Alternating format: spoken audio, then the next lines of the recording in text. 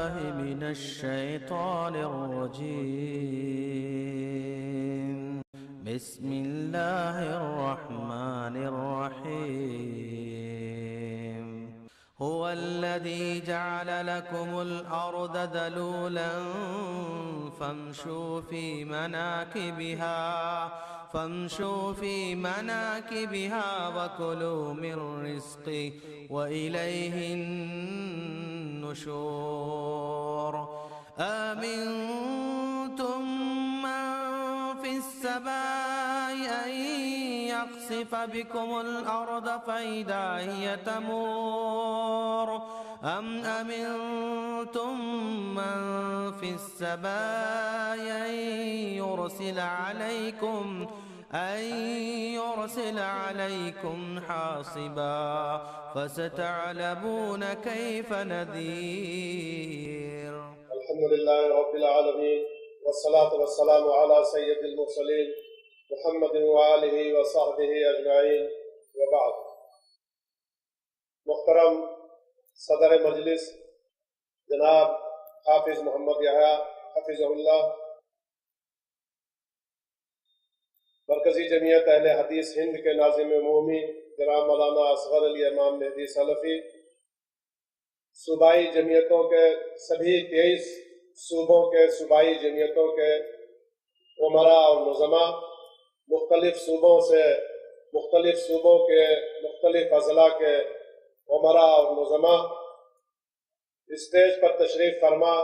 ہمارے مہمانان گرامی، اور خاص طور سے ہمارے بلاد حرم کے وہ مہمان جو بہت دور دراز کے سفر کی مشقت برداشت کر کے یہاں پر تشریف لائے ہیں، وخاصتاً اشکر ضیوفنا المبجلین الذین شرفونا بقدومہ المامون للمشارکۃ فی هذا المؤتمر القیم الذین تجشموا مشاق السفر للحضور هنا. اشکر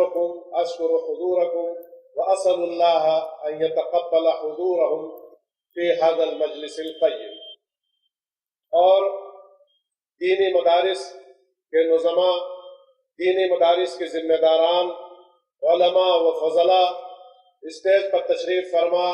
تمام اہم اور مقتدر شخصیات، اور ہمارے سامنے بیٹھے ہوئے ہمارے معزز سامعین جو محض عوام نہیں ہے، عوامی بھیڑ اور عوامی ازدحام یہ نہیں ہے، بلکہ یہ سب اصحاب الرائے ہیں. یہ ہمارے سامنے تشریف فرما لوگ بڑے ہی معزز و مکرم ہیں، جو جمعیت سے دلی لگاؤ رکھتے ہیں، جمعیت کے ساتھ وابستگی رکھتے ہیں، کتاب و سنت کے فروغ سے جن کا تعلق ہے، اور جو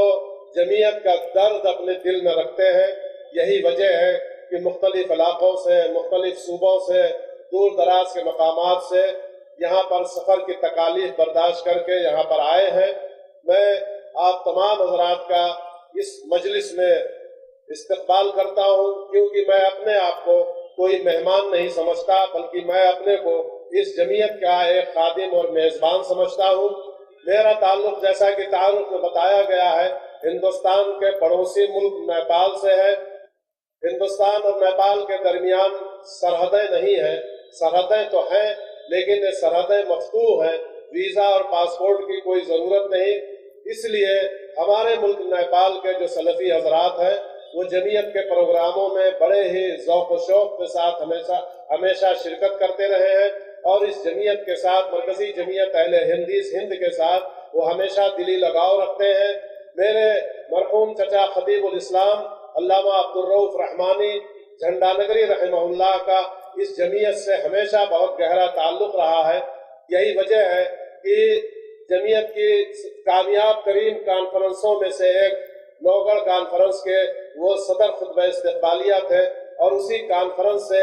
جمعیت کو، مرکزی جمعیت اہل حدیث ہند کو نئی زندگی اور توانائی ملی. اور جب اس میں ایک طرح سے مردنی چھائی ہوئی تھی اور ایک طرح سے ہماری صفوں میں بہت ہی کمزوری اور وہن کے آثار پیدا ہو چلے تھے، تو اس کانفرنس کے بعد اس میں نئی زندگی پیدا ہوئی اور جمعیت کا سفر پھر پوری توانائی اور تابناکی کے ساتھ جاری ہوا. اور ہماری رگوں میں نیا خون پیدا ہوا، ہمارے نوجوانوں کے اندر نئی امنگ اور نیا حوصلہ پیدا ہوا۔ میں مبارکباد دینا چاہتا ہوں جمعیت کے امیر محترم حافظ محمد یحییٰ دہلوی حفظہ اللہ کو، جمعیت کے ناظم عمومی جناب مولانا اصغر علی امام مہدی سلفی کو، میں جمعیت کے خازن جناب وکیل پرویز صاحب کو، اور اس کے علاوہ جمعیت کے تمام ذمہ داران اور مسئولین کو، تمام صوبائی جمعیتوں کے ومراء اور نظماء کو، اور اس جمعیت کے تمام کارکنان اور تمام رضاکاران کو کہ جن لوگوں نے شبانہ روز محنت کر کے یہ مجلس آراستہ کی، ہمارے لیے گلدستہ سجایا۔ ہندوستان اور نیپال اور بیرون ہند کے علماء اور فضلاء اور وابستگان جمعیت کی ایک معتبر تعداد کو انہوں نے یہاں پر اکٹھا کیا، ایک گلدستہ تیار کیا، جس سے انشاءاللہ ہمارا یہ وطن بھی مہکے گا، اور ان کے خیالات جو آگے ہمارے علماء اور خطبہ کی زبانوں سے جو خیالات آپ سماعت فرمائیں گے، ان خیالات سے ہمارے ملک کے اندر بدامنی کی جو چھائی ہوئی فضا ہے، اس میں بھی بہت حد تک کمی آئے گی۔ مجھے اس میں خطاب کرنے کے لیے جو عنوان دیا گیا ہے، انشاءاللہ میں اس پر کل بعد نماز عصر جو ترتیب دیا گیا ہے پروگرام، بعد نماز عصر مجھے موقع دیا گیا ہے جیسا کہ پروگرام کے مطابق، تو میں انشاءاللہ تفصیلی اس موضوع پر آپ کے سامنے اپنے خیالات پیش کر سکوں گا۔ قرآن پاک کی اور احادیث طیبہ کی روشنی میں امن و امان کی کیا قیمت ہے، امن و امان کی کیا اہمیت ہے، اور قتل خوریزی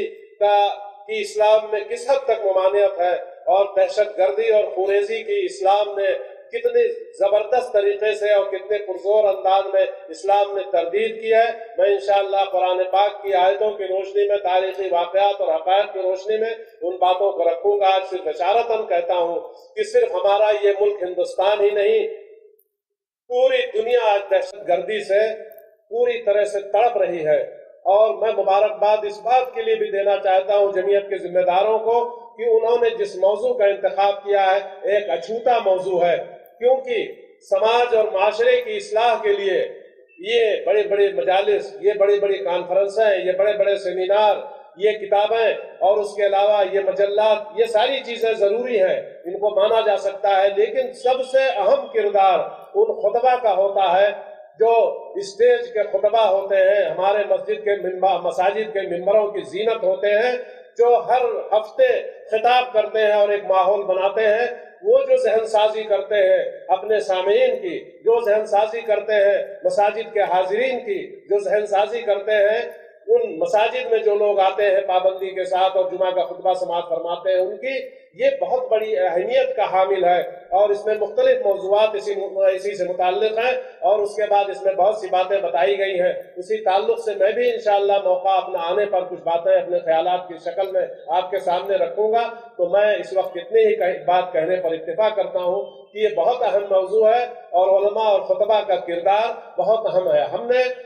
بدقسمتی سے مساجد کے کردار کو محدود کر دیا ہے، ہم نے مساجد کے کردار کو صرف 5 وقتہ نماز میں محدود کر دیا ہے، جمعہ کے خطبوں میں محدود کر دیا ہے، جبکہ رسول پاک صلی اللہ علیہ وسلم کی سیرت کا اور آپ کی تاریخ کا، تاریخ اسلام کا جب ہم مشاہدہ کرتے ہیں تو ہمیں یہ بخوبی اس بات کا علم ہو جاتا ہے کہ مساجد کا کردار بہت وسیع تھا۔ زمانے نبوی میں، خلفائے راشدین کے زمانے میں مساجد کا کردار بہت وسیع تھا۔